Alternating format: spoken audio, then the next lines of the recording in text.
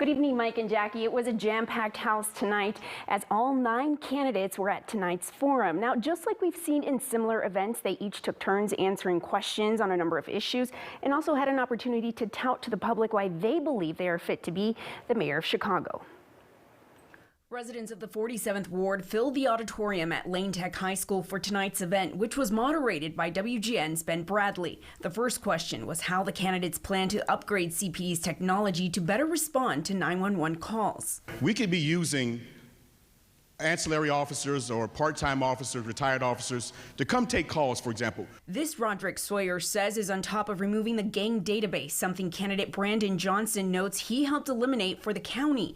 Johnson says the focus should be on an assessment of the police department. It is disappointing to be on the stage with a bunch of individuals who claim to be Democrats, and they're growing one of the largest budgets in the entire budget, which is the police budget. And we do not feel any safer, even though we're spending more money on policing. The following question was how they plan on working with the Board of Education to make sure they have adequate funding. We have to lead with collaboration. We will not go forward in our city unless we're able to do that in a meaningful way.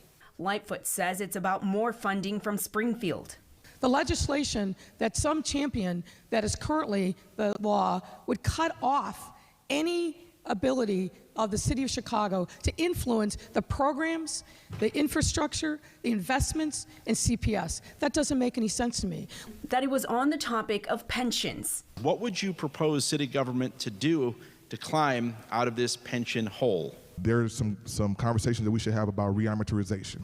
We should also talk about pension obligation bonds to find ways to make ourselves whole. There are also other dollars in Springfield and Washington, D.C. that we should be smart about. Paul Vallis answers the question by mentioning TIF obligation bonds. So we could put billions in the system so we can make up for the shortfall. The second thing is we've got to exercise some common sense. We've got to consolidate these investment returns. Then came the topic of safety and reliability on the CTA trains and buses. Chuy Garcia mentions it's about collaboration with all systems.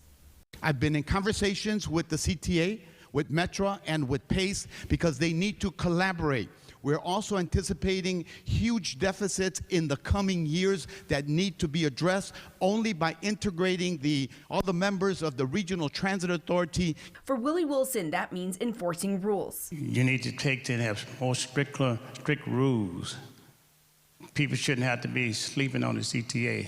The forum went on for about an hour and a half. Each candidate was given 60 seconds to respond to each question. It takes a very special person to put themselves in this seat.